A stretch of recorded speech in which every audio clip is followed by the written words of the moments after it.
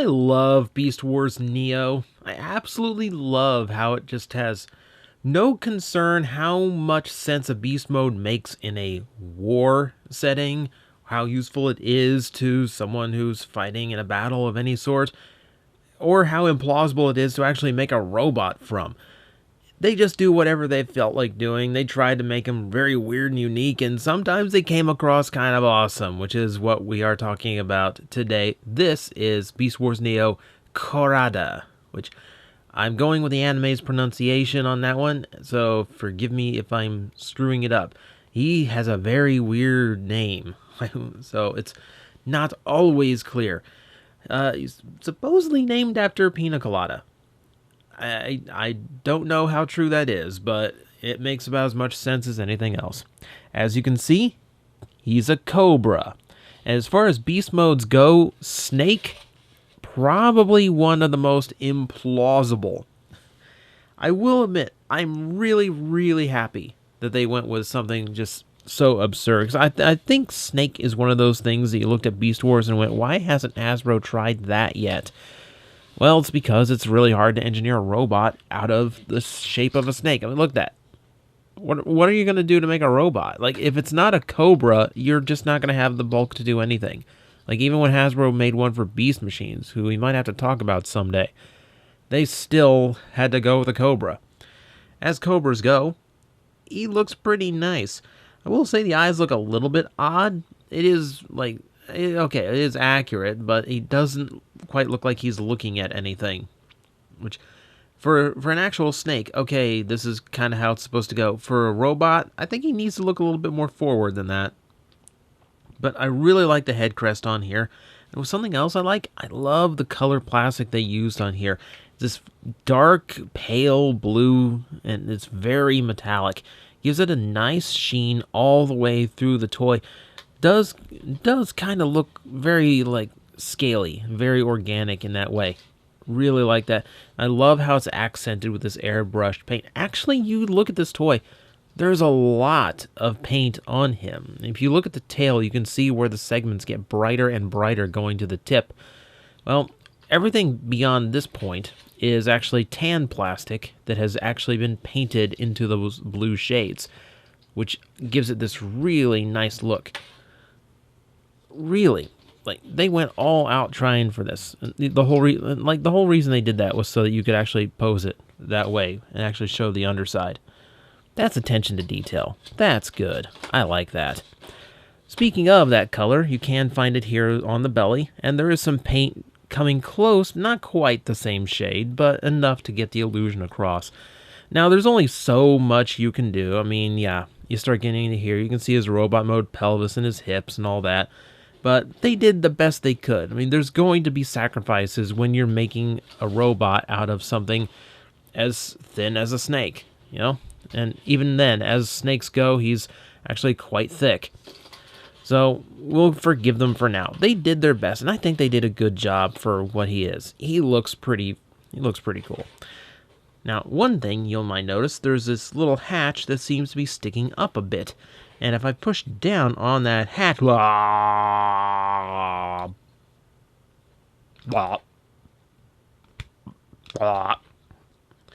love that. It opens his mouth, which reveals not only a painted mouth, as well as extra teeth painted in and all that. They got the details really nice on him. You'll see that barrel sticking out. That's actually because his main weapon is a water squirter. Now, if there was water in there, that would actually fire out when you open the mouth. Pushing that down pushes down on the bladder. That's really clever. It makes a lot more sense than other Beast Wars water squirters, such as Megatron, who is just a big spitting T-Rex. So I can really appreciate, like, this is a water squirting gimmick used very effectively. And no, I'm not going to demonstrate it on camera. You think I'm shy about firing missiles on camera? Yeah, I'm not spraying water at my camcorder. Not a chance. But as you can see, he does have a lot of articulation in the tail in this book. Count them up with me, people. 1, 2, 3, 4, 5, 6. Hang on. I think I miscounted here. 1, 2, 3, 4, 5, 6, 7, 8, 9, 10, 11, 12, 13 points. And everything beyond the ball joints is very loose and very whippy. That comes into play later, but for now, it just makes him very much posable. As posable as a snake toy could probably get and still be made of hard plastic. So that's pretty much what the beast mode consists of. Let's get him into robot mode.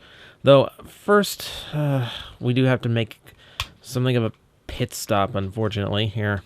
I will show you this because I have to, because as a reviewer, I am contractually obligated to actually show you every single official mode that a Transformer has, which means I actually have, which I'm like legally obligated to show you something that goes kind of like this, which is apparently his weapon mode. And then we'll quickly continue transforming it and forget we ever saw that because it's absolutely horrendous, and I hate those like halfway in between modes. You know at this point, if you watch enough of these reviews, you know.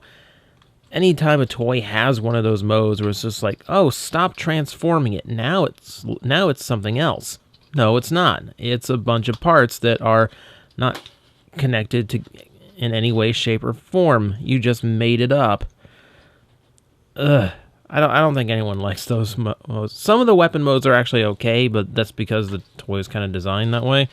As it is, I think it's ambitious enough to get a deluxe-sized robot out of a snake. So we're going to just be glad they got that and ignore the whole, yeah, he's supposed to have a weapon mode thing, because he doesn't. Come on. His hat is very wide. Very tricky to get through. Hang on, we got to rotate this around. Yes, I'm being very sloppy in the transformation here. It's all because we had to stop for weapon mode. That's what I'm blaming it on.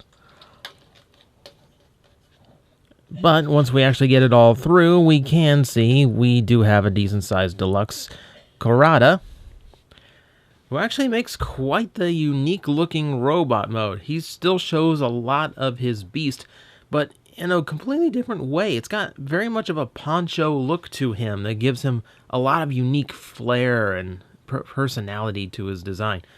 I'm really a big fan of how he looks here.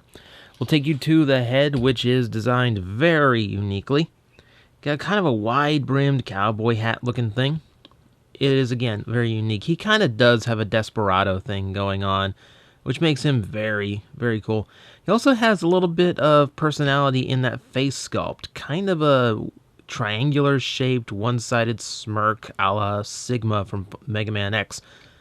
He works that way. Like, he's got some, like, he's a cocky sort. So that actually works out pretty well for him. I really, really like how they designed this toy. I really do. There's a lot of personality to like in him.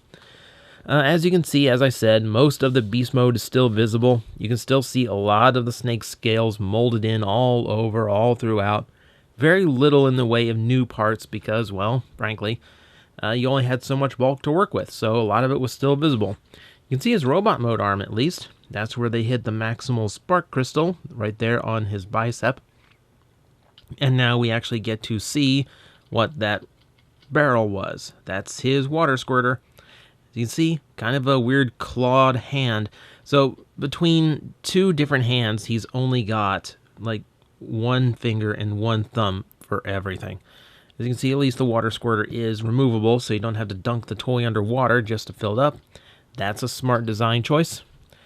You can see where they got most of that length to go, though. He does have one big whip arm, and this is kind of a shortcut Beast Wars toys were known for. As far as Mr. Cobra goes, I think this was kind of a requirement.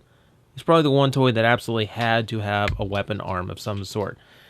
I am kind of, like, in a way, I'm happy that it isn't a separate weapon, because this way, you can whip it out and lash it, and it does have kind of a whip effect, which, again, fits this kind of cowboy desperado persona that they kind of went for in the design. It kind of works that way. What also works is I like having the head, like, that's kind of classic to me, turning the head into the chest piece of some sort, and that's where that head crest really starts to play up very nicely as a chest detail. So he does work out for me quite well feature wise, and of course, like I showed, the whip still works in robot mode. the water gun still works in robot mode, so you get to retain his gimmicks.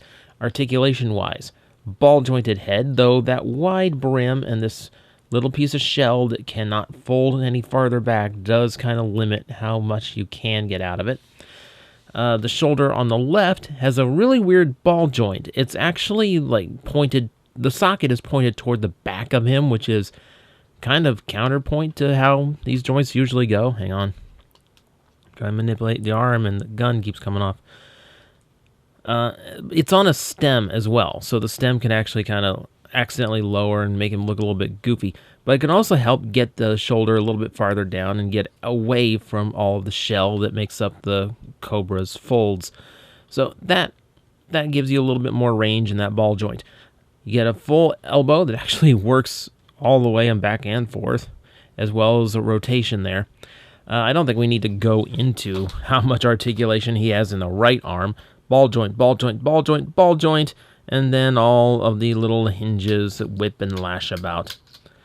As well as ball joints here in the hips, which work quite well, and very deep knee bends thanks to ball joints there, and ball joints in the ankles. He's loaded with ball joints, ladies and gentlemen. He has one point of articulation that is not a ball joint. I'm not sure I even count these as points of articulation because it is kind of a whipping gimmick thing and you cannot actively pose them. They just do whatever they want. Like screw up my shot because they keep flying off the frame. But he does end up extremely posable, which is good and comes and really helps get him across a lot more. Like everything about this toy is just like, this toy comes together way better than it should. Like conceptually, make a robot out of a snake. There's not a lot to work with. It seems like a kind of slipshot idea. Something that has to be tried, but something you don't expect to come out good. And when it comes out this good, oh yeah, really big fan. Love the detail, love all of the molding, love all of the snake scales. And if you want it to be even shinier and flashier, go get the reissue version that the TJOmega line released because, oh my god, they painted so much silver on him in that form. He's got a ton to love on either release. And this is like, if you're going to import a Beast Wars toy, I mean, just for uniqueness and style, this is a really good one to pick. Like, I'm such a fan of this toy. And come to think, I need more Beast Wars Neo. Like, there's a lot I didn't get around to. I don't even have Long Rack. It's a giraffe transformer, and I don't own it. There's something wrong with that. Oh well, maybe one day.